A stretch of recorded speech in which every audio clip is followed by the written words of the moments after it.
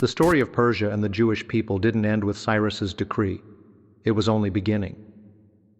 For more than 2 millennia, Jewish communities lived within the Persian world, building schools, composing poetry, arguing philosophy, surviving purges, and writing the Talmud beneath the watchful eyes of kings. But this long coexistence, this rare experiment in religious endurance within empire, would eventually fray. What began as divine favor would calcify into tolerated subjugation, ghetto walls, and cautious diplomacy. This is the story of how two ancient partners, Israel and Persia, slowly grew apart. We're exploring a relationship that stretches back thousands of years, one that's layered with tolerance, persecution, remarkable survival, and complex identity. That's right. We're talking about the Jewish people and the lands of Persia, what we know today as Iran. Exactly. We've pulled together historical reports, cultural insights, and notes on their changing legal and social status, tracing a story from antiquity right up to the pivotal year of 1948. And our mission, Well, it's really to understand how this ancient community maintained such a continuous presence, how they adapted through dramatically different empires and religions, how they contributed intellectually and ultimately navigated the path that, as our title suggests, might see them as forgotten brothers today. it's an incredible span of time. What's the journey we're taking? Can you give us a roadmap? Sure. We'll follow a chronological thread, Yeah. starting with the earliest foundations after the Babylonian exile, under the Achaemenids, through the Parthians, and into the complex Sassanian era. Then we'll explore their status under various Islamic dynasties, the disruptions of the Mongol period, Right. the intense pressures of the Safavids, the difficult Kajar century, and finally the transformations under the early Pahlavi rule leading right up to 1948 and the birth of Israel. Sounds like a lot to unpack. Let's jump in at the very beginning then. Where does the story really start? The story starts properly with the Achaemenid Empire. When Cyrus the Great conquered Babylonia in 539 BCE, many Jews who had been exiled there found themselves living under Persian rule. Right, so they were already there, just under new management, so to speak. Pretty much. And this wasn't just a shift in overlords. The early Achaemenids, particularly Cyrus, had a tolerant policy towards subject peoples. That tolerance is even noted in the Bible, isn't it? I seem to remember that. The biblical books of Ezra and Nehemiah portray kings like Cyrus, Darius, and Artaxerxes positively. They didn't just allow the rebuilding of the Jewish temple in Jerusalem. They actively supported it, even financed parts of it. This generosity led Jewish tradition, including sources like the Talmud, to view the Persians with great gratitude. Gratitude? How so? Well, there are even suggestions of symbolic acts of respect, like the idea of carving a depiction of the Persian capital, Susa, on the temple walls, a real sign of connection. And Susa is also central to the story of Esther, right? Precisely. The book of Esther is set in Susa under King Xerxes, or Ahasuerus. It's a classic narrative of diaspora life, really. How so? It shows Jewish figures like Esther and Mordecai rising to high positions while navigating threats, staying loyal to their faith. The holiday of Purim, commemorating their deliverance, became this symbol of survival and divine protection within a foreign empire. So it's kind of a foundational story about maintaining Jewish identity in exile. You could definitely say that. It really resonated. So Jews were integrating into Persian society and administration pretty early on. Yes. We see Jews in roles like Nehemiah, who served as a royal cupbearer and later governor. Major Jewish centers emerged in imperial cities, like Susa and Ecbatana, which is modern Hamadan. Hamadan, isn't there a famous tomb there? That's right. Hamadan is particularly significant because, while not mentioned in the earliest texts about Esther, a venerated mausoleum there became the most important pilgrimage site for Persian Jews for centuries, traditionally associated with Esther and Mordecai. So the key takeaway here is Achaemenid rule laid an early foundation of tolerance and integration for the Jewish community in Persia. We'll repeat that for retention. Achaemenid rule meant tolerance and integration. Right. Then came the Parthian Empire, roughly 3rd century BC to 3rd century CE. The Parthians had a more decentralized, sort of federated system of governance. Less top-down control. Exactly. And this often allowed local communities, including the Jews, considerable autonomy. The institution of the exarch, the recognized leader of Babylonian Jewry claiming Davidic lineage, really consolidated significant power during this era. And we see that autonomy playing out in some surprising ways. You mentioned something earlier. Oh yeah. A fascinating example from the 1st century CE is the story of the brothers, Sinai and Anali. They essentially established a semi-autonomous Jewish enclave, sometimes even called a Jewish bandit state, near the Euphrates, Wow, how did they manage that? by taking advantage of the loose Parthian control. Although it was eventually suppressed, it shows the degree of local self-governance possible under the Parthians. So a kind of bandit state. That's quite an image. It is, maybe a useful mnemonic. Think of Parthian rule as a patchwork system, P for Parthian, P for patchwork, allowing for pockets of Jewish autonomy like the Anani-Nasani Autonomous Area. Okay, got it. So a shift from centralized Achaemenid tolerance to a more fragmented Parthian rule that allowed for internal Jewish strength. What happens with the Sassanids? That sounds like a big change. The Sassanid Empire, 224 to 651 CE, was a major turning point. It was a revival of centralized Persian power and of Zoroastrianism as the official state religion. Ah, the state religion aspect. Yeah. That usually means challenges for minorities. It did. This meant new challenges for non-Zoroastrians, including Jews. The powerful Zoroastrian clergy, the Magi, often pushed for conformity. What kind of pressure did they face specifically? There was institutional pressure. You can actually see inscriptions from the high priest Kajar in the 3rd century explicitly boasting of smashing other religions, and Judaism is named. So direct suppression mentioned. Yes. Now, the aim wasn't necessarily extermination, but the goal was certainly to diminish Jewish visibility and influence. Jews were considered Ansker followers of other religions. Tolerated only if they were submissive, paid their taxes, and didn't openly challenge Zoroastrian dominance. This meant restrictions on religious activities, bans on proselytism, especially converting Zoroastrians, and limits on building new synagogues. Was it consistently harsh throughout the Sassanid period? No, and this is where it gets complex. The Sassanid era was a real mix of official intolerance and, well, pragmatic coexistence. Some rulers actually had positive relationships with Jewish leaders, leading to periods of greater freedom. Like who? King Shapur I, for instance, is said to have befriended the Jewish sage Shvor Malka, gaining many advantages. There are even legends that King Shapur II had a Jewish mother and befriended Rabbi Rabbah, easing restrictions. Wow. Okay. Any others? Yazdegerd, I was relatively tolerant. They called him Yazdir the Sinner.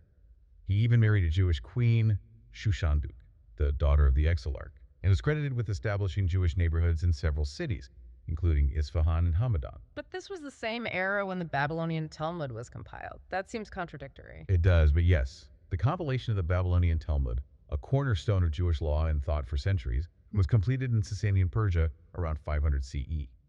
This massive intellectual flourishing, drawing on vibrant academies like Sura and Pumbedita, happened despite the challenging environment. So it speaks to the strength of the community itself. It shows the strength of internal Jewish communal structures and scholarship capable of creating these monumental works even under a sometimes hostile regime. Let's repeat that for retention. The Babylonian Talmud, a cornerstone of Jewish identity, was compiled in Sasanian Persia. Yet there were also periods of brutal persecution under the Sassanids, right? Yes, particularly in the 5th century CE. Rulers like Yazdegerd II implemented severe bans on core Jewish practices, like Sabbath observance and executed leaders. What triggered that? Well, there's an account of Jews in Isfahan capturing and flaying 2 Zoroastrian priests in retaliation for something, which led to a brutal crackdown. Synagogues likely destroyed, populations reduced, and persecution continued under later shahs like Peroz I, forced marking of clothes, executions for proselytizing. These persecutions sparked messianic hopes and even brief localized revolts, like the mini-kingdom attempt by Marzutra II around 500 CE, which was crushed, but became part of folk memory. So here's a kind of review question maybe. How could Jewish life under Sassanid rule be both a period of major achievement, like the Talmud, and also one of severe persecution? What allowed that duality? It's the core tension, isn't it? It points to the complex mix of state pressure, the power of the Zoroastrian clergy versus pragmatic needs of the state, the influence of individual rulers, and the incredibly strong internal organization and intellectual vitality of the Jewish community itself. They endured. A complex picture then under the Sassanids. State pressure alongside periods of pragmatic tolerance, leading to intellectual resilience and strong internal structures. That's the key takeaway. They developed a kind of hardy, self-reliant character. Let's do a quick micro recap. We've covered the long stretch from the Achaemenids with their initial tolerance and integration, through the more fragmented Parthian rule allowing local autonomy, And now the complex Sassanid era challenges under state-sponsored Zoroastrianism, but also major intellectual achievements like the Talmud and a mix of persecution and pragmatic tolerance. A good summary of the first, 1,000 years or so? Roughly.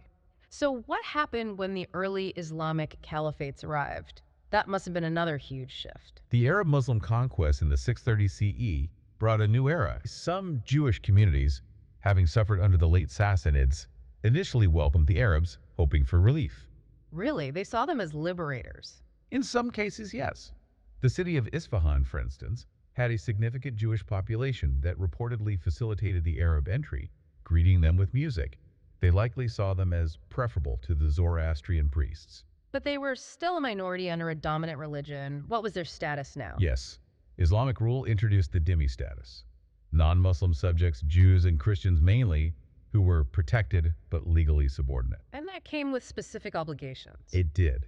The most well-known is the jizya poll tax, paid in exchange for protection and exemption from military service. There were other restrictions too, often varying by time and place. Limits on building or repairing houses of worship, rules about testimony against Muslims, bans on proselytizing Muslims, sometimes clothing regulations or restrictions on riding horses.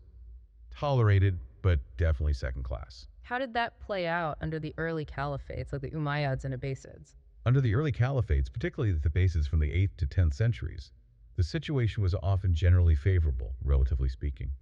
Baghdad, the new Abbasid capital, became a major center of Jewish life. So the Babylonian center continued. Yes, the Exilarchate continued, the great academies, the yeshivas, in places like Sura, Pumbedita, and Baghdad itself flourished under generally tolerant Abbasid rule. And Jewish communities across Iran in places like Isfahan, Kashan, Hamadan, Ray, Nishapur continued to thrive. You mentioned Yehudistan earlier. Right, the 10th century geographer Estaqri wrote about an area called Yehudistan, land of the Jews, stretching roughly from Isfahan towards Shushtar, suggesting a very large, maybe even majority, Jewish population in parts of central Iran at that time. Were there any expulsions during this period? No. Unlike in some other regions or later periods, the Jewish community in Iran maintained an unbroken presence under the caliphates. They endured, adapted to the Dimmi condition, preserved their religious and cultural life, and stayed connected to the centers of learning in Babylonian Iraq. Okay, so relative stability, adapting to Dimmi status. What about the Seljuk era, 11th, 12th centuries? Our sources focus more on the cultural side for the Seljuks, mentioning Judeo-Persian Bible translations appearing around this time, spanning the Seljuk to Mongol transition. They certainly continued living as Dhimmis under the Seljuk Turk, but the specific details of their status aren't as elaborated in the materials we have compared to other periods. Conditions likely varied locally. Understood. Then came the Mongol disruptions in the 13th century. That sounds ominous. The Mongol conquest under Genghis Khan and his successors was initially chaotic and devastating for everyone, including the sack of Baghdad in 1258. However, the early Mongol rulers, the Ilkhans who ruled Persia, were initially pagan or shamanist, not Muslim. So they didn't care about the existing religious hierarchy. Pretty much. They were often indifferent to religious differences and even abolished the institutionalized discrimination against dhimmis. Status formally lifted, you could say. Wow, so Dimmi status gone. Temporarily, yes. Mongols often employed Jews and Christians in high government positions because they mistrusted the established Muslim bureaucracy they had conquered. Any famous examples? The physician Sa'd al-Dawla served as vizier chief minister to the Ilkhanid ruler Arghun Khan in the late 13th century.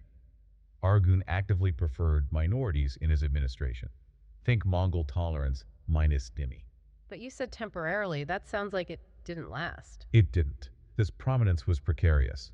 After Arghun's death, Sa'd al-Dawla was assassinated, leading to violent reprisals against Jews. A contemporary chronicler, Barhebaris, described the horrors as indescribable. And then the Mongols themselves changed. Exactly. When the Mongol rulers converted to Islam, starting significantly with Ghazan Khan in 1295, the Ilkhanate returned to enforcing Sharia-based norms. So it was returned to Dhimmi. Back to square one, or maybe worse. Often worse initially. Ghazan's successor, Ushe-II, pressured Jews to convert, and forced conversions occurred. The famous historian Rashid al-Din Hamadani, who was born Jewish, converted possibly under duress, or for his position rose high, but was later executed on trumped-up charges. What a roller coaster. Tolerance, high office, backlash, forced conversion. It was incredibly turbulent. The fragmentation of the Ilkhanate in the mid-14th century, followed by Timur's, Tamerlane's devastating campaigns later, brought more chaos and suffering. Communities were likely decimated in places like Herat. How did they survive all this? Dispersion helped. If one city suffered, others might survive. And even under the Mongols, there were periods of relative calm where their general pragmatism allowed communities to rebuild synagogues and engage in trade. By around 1450, they were an accepted, if subordinate again, minority. Okay, another micro recap point. We've seen Jewish continuity through early Islamic rule under the caliphates as dhimmis, then the dramatic but short-lived Mongol interruption where dhimmi status was lifted, followed by intense backlash and renewed persecution after the Mongols converted to Islam. A real up and down. Definitely. And it's during this Mongol era, despite the turmoil, that we see the flourishing of a unique cultural expression, Judeo-Persian literature. Right, you mentioned that earlier, Persian in Hebrew script. Exactly. The relative tolerance of the initial Mongol rulers, plus the revival of Persian language and culture after the decline of Arabic dominance, created a fertile environment. Jewish writers started using Farsi, written in Hebrew letters, to reach Jews who might not know Hebrew well. And who were the key figures? The standout figure is Maulana Shahin Shirazi in the 13th, 14th centuries. He's often called the father of Judeo-Persian literature. What did he write? He wrote these lengthy, amazing epic poems on biblical themes, but composed in the meter and style of Ferdowsi's Shahnameh, the great Persian national epic. So using the most prestigious Persian literary form for Jewish stories. Precisely. He wrote the Musanameh, Book of Moses, and the Ardashirnameh, which covers the story of Esther and beyond. It made biblical history accessible and captivating for Persian Jews, strengthening their identity by celebrating Jewish heroes in a familiar, respected Iranian idiom. It helped keep the community connected to its own lore when the dominant Persianate culture could easily swamp minority traditions. That's fascinating. Were there other kinds of Judeo-Persian writing? Yes, alongside the epics, you also get more literal biblical translations and commentaries appearing from the 12th to 14th centuries. Prose works aimed at explaining scripture word for word to native Persian speakers. These are invaluable linguistically too, showing the Persian language of the time. So both high literature and practical translations. It shows a real commitment to maintaining tradition. These were tools of communal resilience, keeping Persian Jews tied to the Hebrew Bible and rabbinic tradition. Okay, so this literary tradition begins under the Mongols. What happens during the Safavid era, 1501 to 1736? That sounds like another major shift. It was. The rise of the Safavid dynasty, establishing Twelver Shia Islam as the state religion, had dire implications for non-Muslims, especially Jews. Why specifically? A key factor was the intensified Shia concept of ritual impurity, najasat. Jews, along with other non-Muslims, were often deemed inherently ritually unclean, najis. Unclean. What did that mean in practice? It led to severe, formalized segregation and humiliation. Jews were confined to separate quarters, the mahallis, often walled. They were barred from sharing food or drink with Muslims, couldn't use public baths. Seriously, not even public baths? No. And in some periods, there were rules forbidding them from going out in the rain or snow. Why? The fear was that the water would wash their impurity onto the Muslim populace. It formalized discrimination in daily life to a degree not consistently seen before. You can picture the scene trapped in your quarter if it rained. It's hard to imagine. Was it like this for the entire Safavid period? It varied in intensity. Early on, the Safavids were more focused on converting Sunnis. Shah Abbas I initially was even pragmatic, encouraging Jewish merchants and artisans for his new capital, Isfahan. They prospered in trades like silk. But that changed. It did, particularly under Shah Abbas II's later reign, and especially under Shah Abbas II in the mid-17th century. Hardline Shia clerical influence grew, and there was apparently an influential Jewish convert who became an antagonist. Leading to what? A dramatic crackdown around 1656 under Shah Abbas II. Jews in Isfahan were expelled from the city and then given a choice: convert to Islam or face death. A mass forced conversion decree. Yes, driven by this intense belief in their ritual impurity. This created the phenomenon of the Jadid al-Islam, the new Muslims, many of whom were crypto-Jews, Anusim. Practicing Judaism in secret. Exactly. Outwardly Muslim, inwardly Jewish. This incredibly difficult period was documented by a writer named Babay ben Loth, who was himself one of these forced converts. His work, the Kitab-i-Anusi, or Book of a Forced Convert, written in Judeo-Persian verse, is a powerful testament from inside that experience. Did they ever get to return to Judaism? Yes. A few years later, around 1661, under Shah Safi, the regime actually relented and allowed the forcibly converted Jews of Isfahan to return openly to Judaism. Why the change of heart? Probably a mix of factors. The state was losing the jizya tax revenue from them, and it was clear the conversions weren't sincere. But even after this reprieve, life remained harsh. The Safavids enforced distinctive badges or patches on clothing, often yellow or red, marking Jews out. This humiliating practice recurred periodically. And economical. You were often marginalized, confined to undesirable or unclean trades, like canning, dyeing, street cleaning, or entertainment. Though some found niches, like in the long-distance opium trade in the 17th, 18th centuries, connected with networks like the Sassoon family in India. Socially, it sounds like total separation. Largely, yes. Walled mahallas in cities like Isfahan, Shiraz, Tabriz restricted travel. And any perceived affront to Shia customs, especially during sensitive times like the Muharram mourning period, could provoke violent mob attacks, often stirred up by clerics. There are reports of massacres and forced conversions in places like Shiraz and Tabriz earlier in the 17th century too. What was the cumulative effect of all this? A marked decline in circumstances for many. Some migrated to more tolerant lands like the Ottoman Empire or India, but substantial numbers remained, preserving their faith, often secretly or under duress. Did the fall of the Safavids bring any relief? Momentarily, yes, during the chaos of the Afghan invasion around 1722. And then, a significant though brief respite came under Nader Shah Ashurid, who ruled from 1736 to 1747. Why was he different? Nader Shah was Sunni-oriented and pragmatic.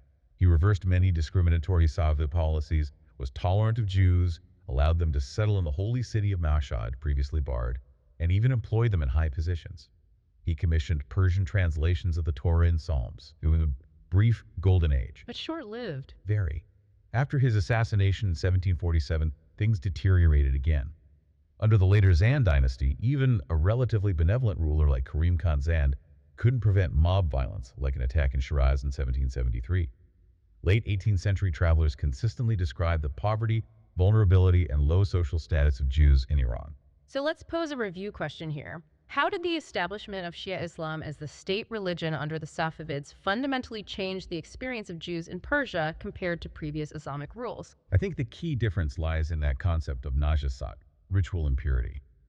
While Dimmi status always implied inferiority, the Safavid Shia interpretation added this layer of physical uncleanness that mandated extreme segregation and daily humiliations like the rain restrictions, the separate quarters being more rigidly enforced in a way that wasn't as systematically emphasized under earlier Sunni-dominated caliphates or even the Mongols after their conversion. It made life far more precarious and degrading. Okay, another micro recap then. The Safavid era brought intensified persecution rooted in Shia concepts of impurity, leading to forced conversions and crypto-Judaism, documented by writers like Babai ben Lof.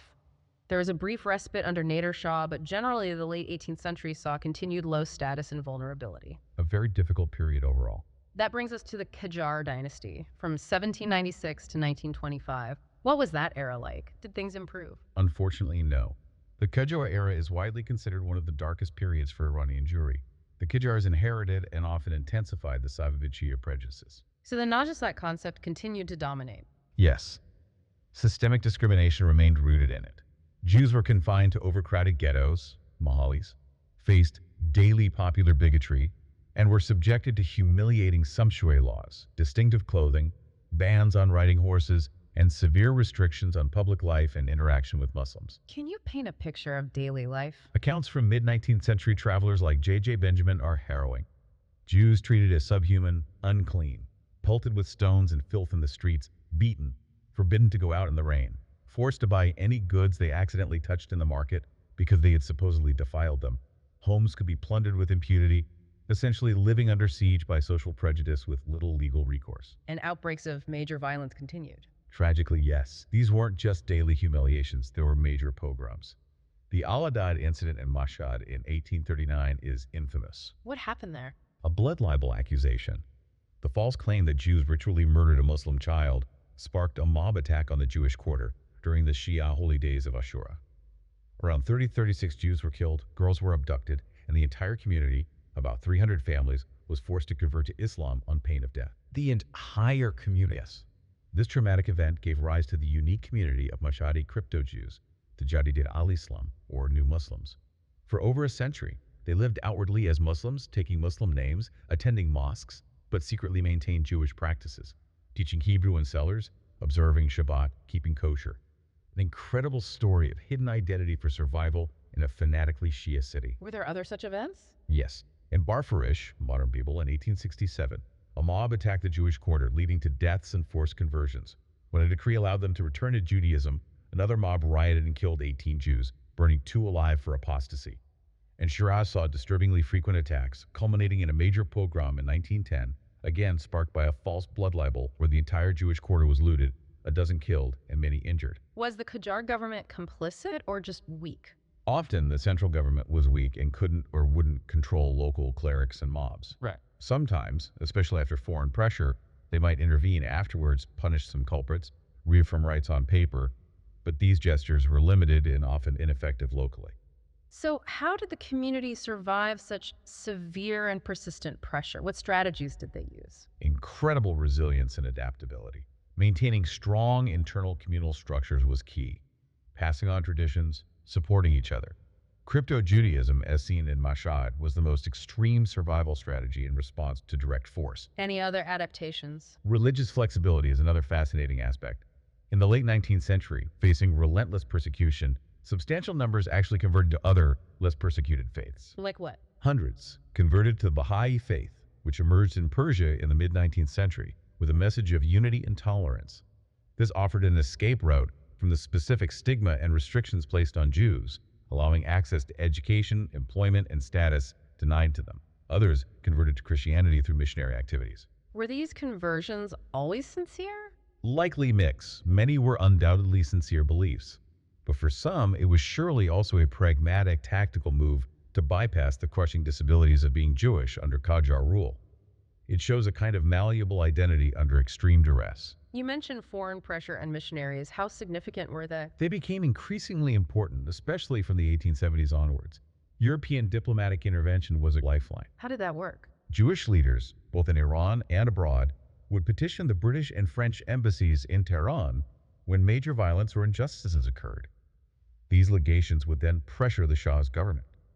International Jewish organizations like the Alliance Israélite Universelle, AIU, based in Paris, and the Anglo-Jewish Association in London actively lobbied the Kajar court to abolish degrading laws and protested against pogroms. Did it have an effect? It had some effect. The abolition of the jizya poll tax in 1883 was largely due to British insistence, and this pressure from Europe certainly had a deterrent effect, making local governors perhaps think twice before allowing or instigating violence, especially by the early 20th century. Having foreign protection status, maybe by working for a foreign company, offered a degree of immunity for a lucky few. And the Christian missionaries, you said their role was paradoxical. Yes. Protestant missions, mainly American and British, arrived from the 1830s. They established schools and clinics, initially for other Christian groups, but soon attracted Jewish participation, especially in places like Hamad. Why paradoxical? Well, on one hand, they offered modern education English, science alongside Bible studies, which was appealing to impoverished Jewish families desperate for advancement for their children, even risking conversion. And some Jews did convert, embracing Christianity for social acceptance or material support, which technically shrunk the Jewish community. But on the other hand, these missions indirectly benefited the whole community.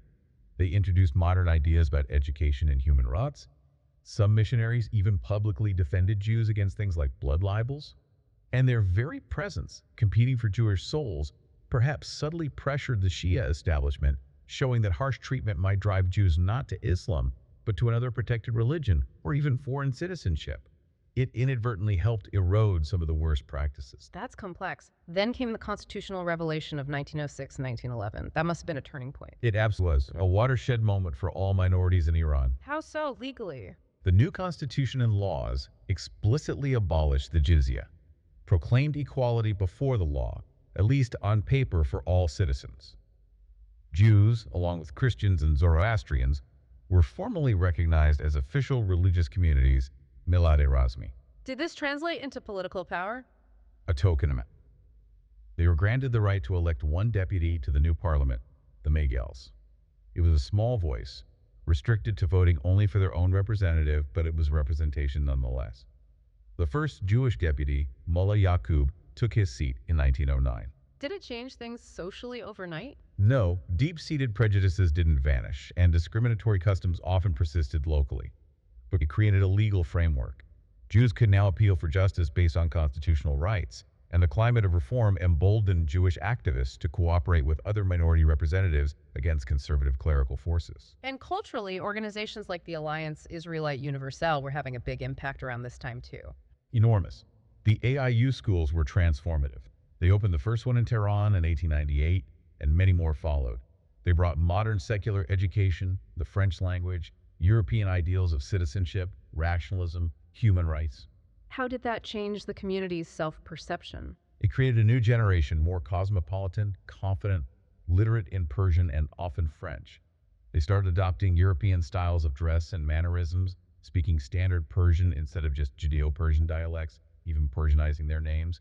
They internalized these French Republican ideals, combining a sense of patriotism for Iran with pride in their Jewish heritage.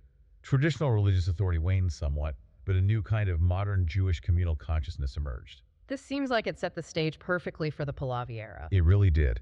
By the end of the Kajar dynasty in 1925, Iranian Jews were poised to move from centuries of segregation towards a cautious integration into modern Iran. They had survived the Kajar darkness through tenacity, adaptability, and help from external allies, and were now engaging with modern education, Western ideas, and even nascent Zionism. Okay, let's pause for a final micro recap of this section. The Kajar era, 1796-1925, was marked by intense systemic anti-Semitism rooted in Shi'an notions of impurity, leading to horrific violence like the Mashhad forced conversion and the Shiraz pogrom. Survival strategies included crypto-Judaism, communal resilience, and even conversion to other faiths. External factors like European diplomacy and missionary schools played a complex role. The Constitutional Revolution brought legal reforms and a taste of political representation, while AIU schools fostered modernization and a new cultural identity, paving the way for the next chapter. A period of deep suffering, but also the seeds of profound change. So let's summarize the experience of Iranian Jews during the Kajar period overall. It sounds like a time of extreme hardship, but also significant beginnings. Definitely. You have intense anti-Semitism, legal disabilities, daily degradation, and shocking violence, like Mashhad, 1839, Barforish, 1867, and Shiraz, 1910. Survival depended on internal strength, crypto-Judaism in places like Mashhad, adapting economically, sometimes converting away and leveraging external support from European diplomats and organizations like the AIU. And the key changes. The Constitutional Revolution, 1906-11, was huge legally, granting theoretical equality and representation. Culturally, the AIU schools were transforming identity, bringing modern education, secular ideas, and fostering both Iranian patriotism and an awareness of global Jewish currents, including early Zionism. So here's a review question, perhaps. The Kajar era is described as one of the darkest periods, but also saw the foundations of modernization laid for Iranian Jewry. How can these seemingly contradictory aspects be understood together? I think you have to see them as intertwined. The very depth of the suffering and discrimination created a desperate need and openness for change. External interventions, initially focused on alleviating persecution, brought with them modernizing influences like the AIU schools. And the Constitutional Revolution, while not solving all problems, provided the legal and political space for Jews to begin asserting themselves as citizens, armed with the new tools and ideas modernization offered. The darkness, in a way, made the dawn, when it started breaking, seem even more significant. Here are the key takeaways for the Kajar era, 1796-1925, in bullet points. Policies. Systemic discrimination based on Shi'anasat, impurity, confinement to ghettos, sumptuary laws, heavy jizya tax until 1883, violence, major pogroms of Mashhad, 1839, forced conversion, crypto-Judaism, Barforish, 1867, massacre conversion, Shiraz, frequent attacks, major pogrom, 1910. Government often unwilling to stop local violence. Survival, communal resilience, crypto-Judaism, Mashhad, economic adaptation, trade, conversions, Baha'i, Christian, seeking external protection. External influences, European diplomatic pressure, Britain, France, National Jewish Orgs, AIU, AJA, Christian missionaries, schools, clinics, paradoxical impact, change. Constitutional Revolution, 1906-11, brought legal equality on paper. Minority recognition, Malta Rasmi, parliamentary representation, one deputy. AIU schools drove cultural modernization, French influence, shift to standard Persian, rise of proto-Zionism alongside Iranian patriotism. Type continue for further detail. Moving into the conclusion of this long historical arc, from 539 BCE to 1948.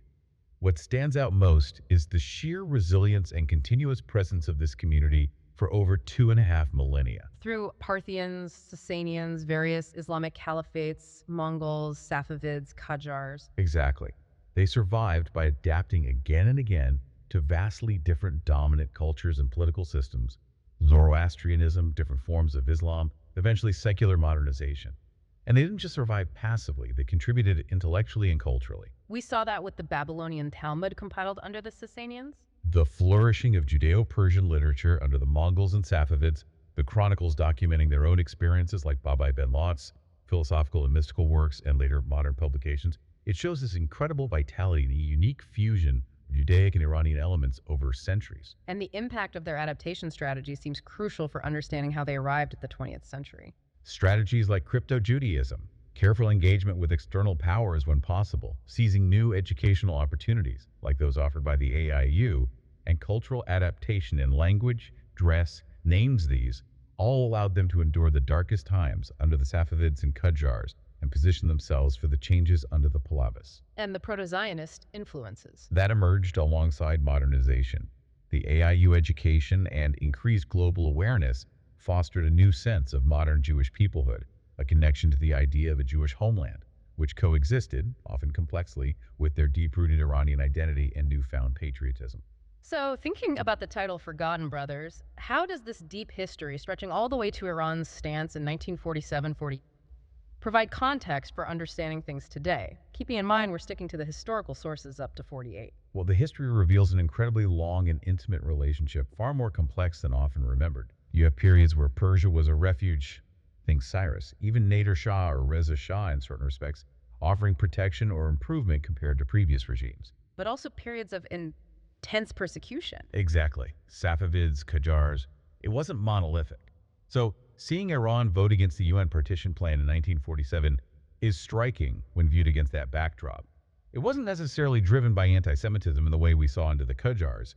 Our sources suggest it reflected Iran's own post-colonial worldview, regional politics, and a stated concern for the rights of the Palestinian Arab majority. But it put the Iranian Jewish community in a difficult spot. Extremely difficult.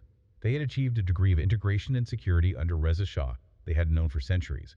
Yet the state they felt patriotic towards was opposing the creation of a Jewish state that held deep emotional significance for them.